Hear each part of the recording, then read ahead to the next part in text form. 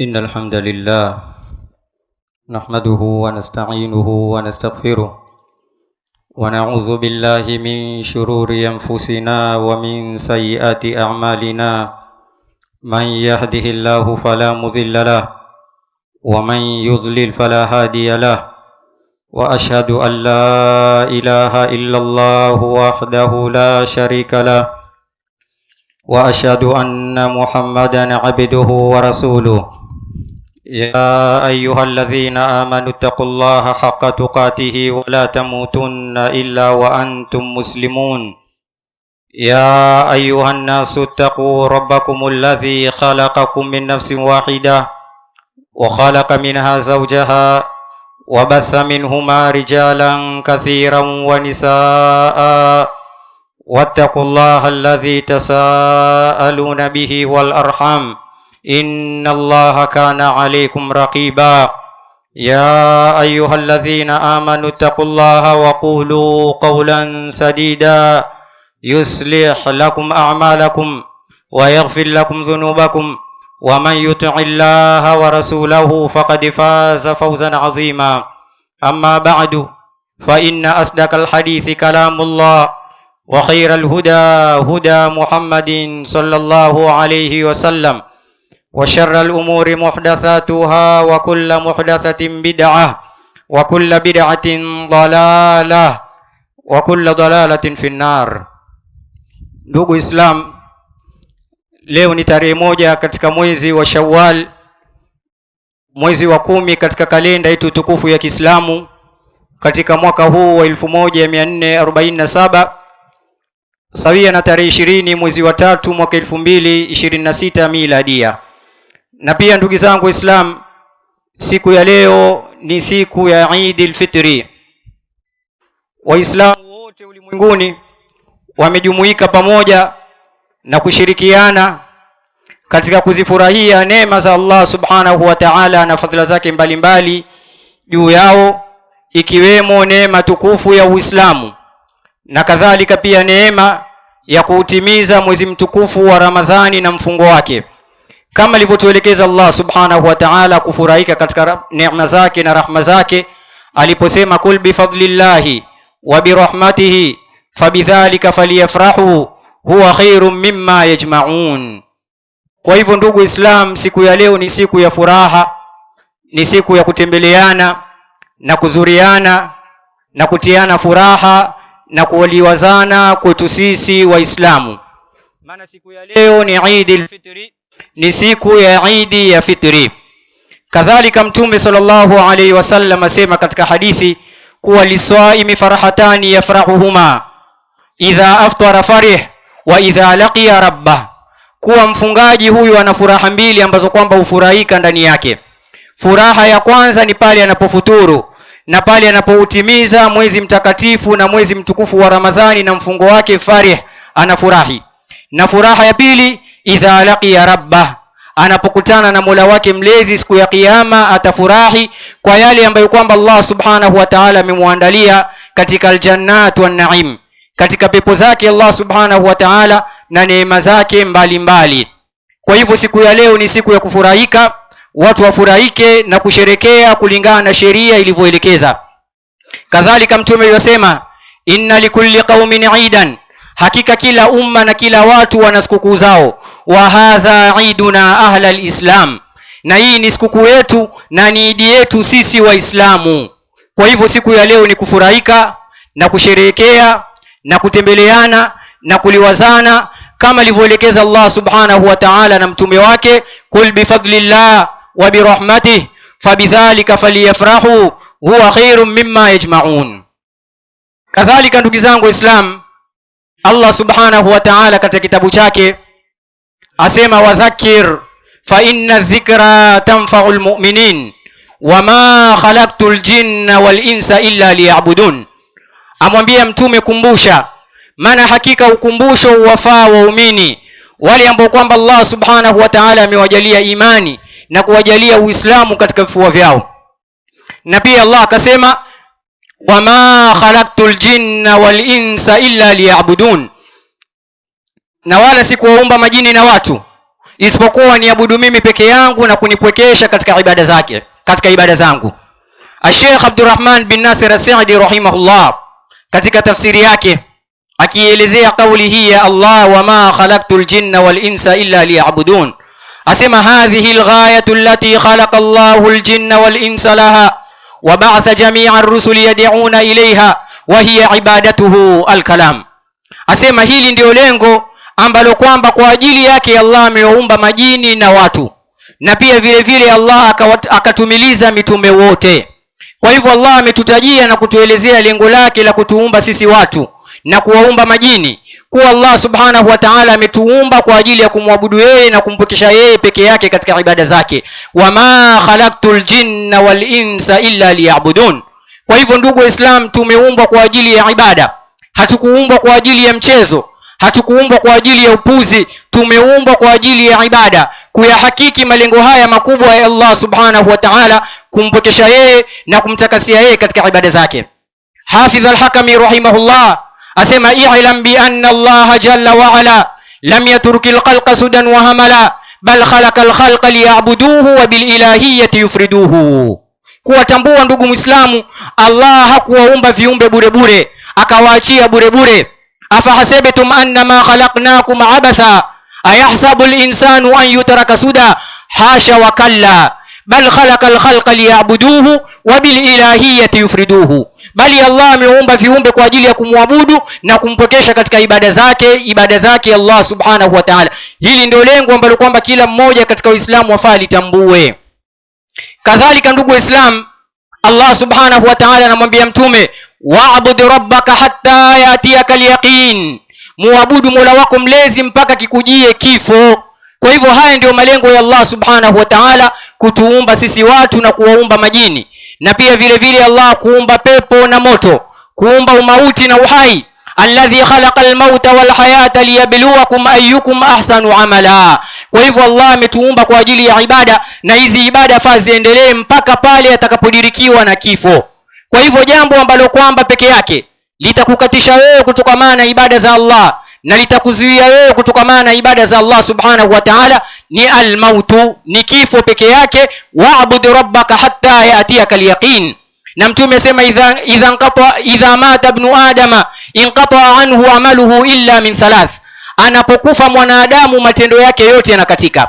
Ina maana hakuna swala tena, wala hakuna kufunga tena, wala hakuna haji, wala hakuna zaka na matendo mema mbalimbali, kwa kule kuzuiwa na kifo kutokamana na matendo mema ambayo kwamba alipokuwa hai ilikuwa yawajibika ayafanye. Kadhalika Isa alayhi salatu wassalam asema wa uswani biswalati wazakati ma dumtu hayya, kuwa Mola wangu mlezi amenihimiza mimi kuswali na kutoa zaka madamu nipo hai. Kwa hivyo ndugu Muislamu, madamu upo hai ibada zaendelea. Hata unapokatika mwezi mtukufu wa Ramadhani, ibada ziishi baada ya kuisha na kukatika mwezi mtukufu wa Ramadhani, ibada zaendelea mpaka pale kitapokudiriki kifo, kama alivyoelekeza Allah subhanahu wa ta'ala. Asema al-Imam Ibn Rajab al-Hanbali rahimahullah katika Lataif al-Ma'arif, innal a'mala allati kana al-'abdu yataqarrabu biha ila rabbih fi shahri Ramadan fala yanqati'u binqidaihi bali hiya baqiyatun maadama hayya. Hakika yale matendo mema ambayo kwamba mja alikuwa akijikurubisha kwayo kwa Mola wake mlezi ndani ya mwezi mtukufu wa Ramadhani hayakatiki wala hayaishi baada ya kuondoka na kuisha mwezi mtukufu wa Ramadhani, bali hiya baqiya, bali matendo mema yabakia na yanaendelea maadama la abdu hayya, madamu mja yupo hai. Kwa hivyo ndugu zangu Waislamu, kuondoka na kukatika kwa mwezi mtukufu wa Ramadhani sio mwisho wa ibada, sio mwisho wa matendo mema. Swala bado ipo, na funga bado ipo, qiyamul layl bado ipo, witri, sadaqa, kusoma Qur'ani na kumtaja Allah na amali salihah mbalimbali bado zaendelea mpaka pale kitakapokudiriki kifo, kama alivyoelekeza Allah subhanahu wa ta'ala. Kadhalika Sheikh Muhammad bin Salih Al-Uthaymeen rahimahullah asema al-a'malu la tantahi bintihai mawasimiha inma tantahi al-a'malu bintihai al-ajali. Matendo mema hayaishi baada ya kuisha misimu yake, kuondoka msimu wake. Kama vile msimu wa mwezi mtukufu wa Ramadhani unapoondoka, matendo mema hayaondoki. Inma tantahi al-a'malu bintihai al-ajali, si vinginevyo matendo hukatika na kuisha inapofika ajali ya mwanadamu. inapofika ajali ya mja, kama alivyomwelekeza Allah mtume wake, wa'budu rabbaka hatta yatiyaka al-yaqin, na mtume akasema idha mata al-insan inqata anhu amaluhu. Kwa hivyo hapa ndio mwisho wa matendo. Madamu upo hai, madamu wapumua, madamu waruzukiwa, una afya zako na nguvu zako, basi endelea kumwabudu Allah subhanahu wa ta'ala mpaka kikujie kifo. Wala kuondoka kwa Ramadhani na kuisha mwezi mtukufu wa Ramadhani haimaanishi ndio mwisho wa matendo. Tukaacha kuswali, tukaacha kufunga, tukaacha kutoa sadaka na kusoma Qur'ani na kumtaja Allah na kufanya matendo mema mbalimbali kwa kisingizio kuwa Ramadhani imeisha. La hasha wa kalla. Haya sio malengo ya Allah kutuumba. Allah ametuumba kwa ajili ya ibada, na ibada ziendelee mpaka pale kitakapokudiriki kifo. Kwa hivyo jambo pekee ambalo kwamba litakuzuia wewe kutokana na ibada za Allah subhanahu wa ta'ala ni kifo. Wa'budu rabbaka hatta yatiyaka al-yaqin, muabudu Mola wako mlezi mpaka kikujie kifo. Kwa hivyo ndugu Waislamu, naihimiza nafsi yangu na kuwahimiza ndugu zangu Waislamu, tuendeleeni na yale matendo ambayo kwamba ilikuwa tukiyafanya ndani ya mwezi mtukufu wa Ramadhani. Bali imekuja katika hadithi ya Aisha radhiallahu anha, asema ahabbu al-a'mali ila Allahi adwamuha wa inqal. Aisha mpokea hadithi kutoka kwa Mtume sallallahu alaihi wasallam. Mtume asema kuwa tendo ambalo kwamba lapendeza zaidi mbele ya Allah, adwamuha, ni lile ambalo kwamba la dumu. Kwa hivyo Muislamu anapoanza amal as-salih, anapoanza kufanya tendo jema, basi yadumu juu ya lile tendo jema mpaka farikishwe na kifo. Ahabbul a'mali ila Allahi adwamuha wa inqal.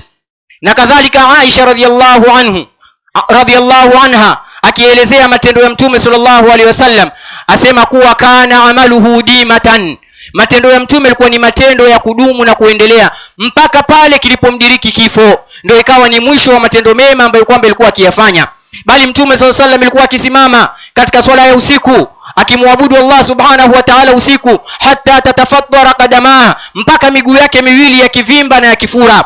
Aisha radhiallahu anha akamuuliza Mtume, kwa nini wafanya hivi na Allah amekusamehe madhambi yako yaliyotangulia na madhambi yatakayokuja baadaye? Akasema afala uhibbu an akuna abdan shakura, hivi mimi sipendi kuwa mja mwenye kumshukuru na mwingi wa kumshukuru Allah subhanahu wa ta'ala. Kwa hivyo katika njia za kumshukuru Allah subhanahu wa ta'ala ni kudumu juu ya matendo mema. Kwa hivyo naihimiza nafsi yangu ndugu zangu Waislamu na kuwahimiza nyinyi ndugu zangu kudumu katika matendo mema. Kuondoka kwa mwezi mtukufu wa Ramadhani sio mwisho wa matendo mema. Matendo mema yafaa yaendelee mpaka pale kitakapotupata kifo, kama alivyoelekeza Allah subhanahu wa ta'ala na mtume wake. Ndugu zangu Waislamu, nasiha ya mwisho naipeleka kwa upande wa kina mama. Mama zetu, dada zetu, banati zetu na watoto wetu wa kike na wanawake kwa vigawanyo vyao mbalimbali.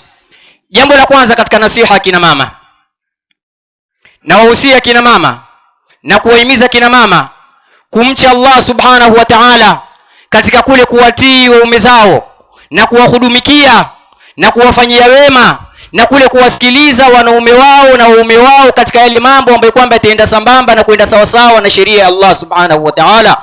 Maana Mtume sallallahu alaihi wasallam asema kuwa la ta'ata li makhluqin fi ma'siyati al-khaliq. Kwa hivyo yawajibika juu ya mwanamke wa Kiislamu kumtii mumewe katika al-ma'ruf, katika yale mambo mema na matendo mema ambayo kwamba atamuamrisha, amsikilize na kuyafanyia kazi. Na hii inakuwa ni sababu ya mwanamke kuingia katika pepo ya Allah subhanahu wa ta'ala, kama ilivyokuja katika hadithi ya Abi Hurairah radhiyallahu anhu wa Abdurrahman ibn Auf radhiyallahu anhu, qala an-nabiy sallallahu alayhi wasallam, Mtume yasema kuwa idha sallatil mar'atu khamsaha wa samat shahraha wa hafizat farjaha wa ata'at zawjaha qila laha udkhulil jannata min ayyi babil jannati shi'ti. Mtume anasema kuwa mwanamke anaposwali swala zake 5, akafunga mwezi wake mtukufu wa Ramadhani na akahifadhi tupu yake, asifanye uchafu wala asikaribie uchafu, na pia wa ata'at zawjaha, akamtii mume wake, basi huambiwa kuwa ingia peponi katika mlango wote wa pepo ambao kwamba wataka.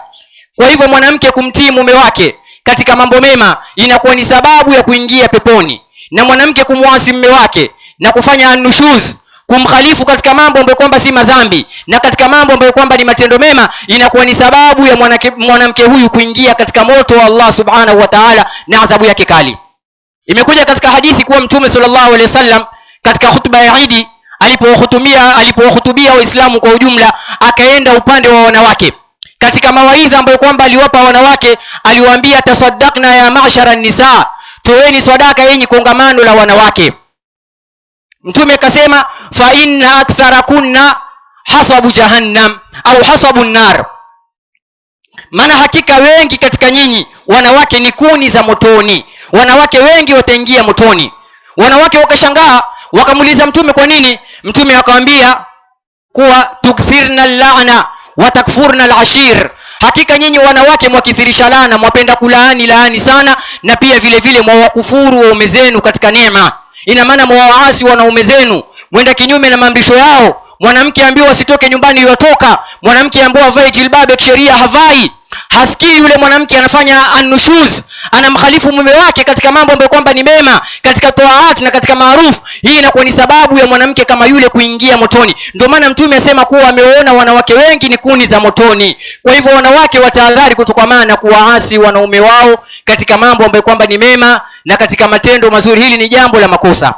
Kadhalika nasiha nyingine kwa kina mama, wanawake wajitahidi kubakia majumbani kama alivyoelekeza Allah subhanahu wa ta'ala, waqarna fi buyutikunna wala tabarrajna tabarruj aljahiliyyati alula. Wanawake si watu wa kwenda masokoni na manjiani kuanza kukimbizana na wanaume, kupigana vikumbo na wanaume, kushindana na wanaume. Hili ni jambo ambalo kwamba linda kinyume na sheria. Wanawake sehemu yao ni nyumbani. Ibn Mas'ud radhiyallahu anhu yasema, ma abidatillaha imra'atun bimithli taqwallahi azza wa jalla wa julusiha fi baitiha, mwanamke hajawahi kumwabudu Allah na ibada ambayo kwamba ina malipo makubwa na malipo mengi zaidi ya kule mwanamke kumcha Allah subhanahu wa ta'ala na kuketi nyumbani kwake. Kwa hivyo jambo la kutoka na kutafuta ni jambo la wanaume wala si la wanawake. Jambo la kwenda kuhangaika kuanzia asubuhi mpaka jioni, kutembea mabarabarani, kwenda masokoni, kwenda makazini, hili ni jambo la wanaume, ni kazi ya wanaume. Ar-rijalu qawwamuna 'ala an-nisaa, wanaume ndio wasimamizi wa wanawake, si wanawake kuachiwa wakatoka ovyo ovyo wakawa wanavaa vibaya tukafanya uzembe sisi wanaume. Hili ni jambo la makosa. Kila mmoja ni mchungaji na ataenda kuulizwa juu ya kile alichokichunga. Nasiha ya mwisho, pia tuwahimiza kina mama na wanawake kujitahidi katika jambo la elimu, kutafuta elimu ya kisheria, elimu ya dini. Wanawake wengi hawataki kutafuta elimu ya dini, elimu ya kisheria. Yawajibika juu ya kila mwanamke wa Kiislamu, hasa mwanamke ambaye kwamba ni baligha, ni haidh, ashafika ule umri wa kubalighi, ule umri wa makalifisho, kutafuta elimu, kwenda katika darasa za elimu, kusoma na kuuliza kitu ikiwa hakijui. Hili ni jambo la lazima juu ya kila mwanamke wa Kiislamu na Waislamu wote kwa ujumla. Kama anavyosema Mtume sallallahu alaihi wasallam, talabul ilmi faridatun ala kulli muslim, utafutaji wa elimu ni faradhi ya lazima juu ya kila Muislamu, Muislamu mwanamume na Muislamu mwanamke. Al-Imam Ibn al-Jawzi rahimahullah katika ahkamun nisa asema, al-mar'atu shakhsun mukallafun karrajuli, mwanamke ni mtu aliyekalifishwa kama vile mwanamume. Mwanamume afaa swali, pia mwanamke afaa swali. Mwanamume afaa funge, mwanamke pia afaa funge. Mwanamume afaa tafute elimu, pia mwanamke atafute elimu. Wote katika makalifisho ya Allah subhanahu wa ta'ala wapo sawa.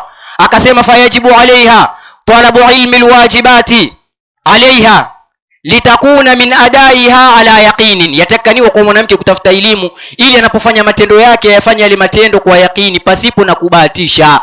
Kwa hivyo tuwahimiza wanawake, kina mama, mama zetu, dada zetu, wake zetu, mashangazi zetu na khalati zetu kujitahidi katika jambo la elimu, kutafuta elimu ya kisawasawa, elimu ambayo kwamba ipatikana katika kitabu cha Allah subhanahu wa ta'ala na sunna za bwana Mtume sallallahu alaihi wasallam. Hili ni jambo la lazima juu ya kila Muislamu na kila mwanamke, kama alivyosema Mtume, talabul ilmi faridhatun ala kulli muslim, kwa utafutaji wa elimu ni faradhi ya lazima juu ya kila Muislamu. Fa'lam annahu la ilaha illa Allah, jambo la kwanza jua kabla hujaongea na kutenda. Tafuta elimu, keti chini usome kabla ya kuswali, kabla ya kufunga, kabla ya kutawadha, ili unapofunga na kuswali na kutawadha utawadhe kisawasawa kama alivyoelekeza Allah subhanahu wa ta'ala na mtume wake.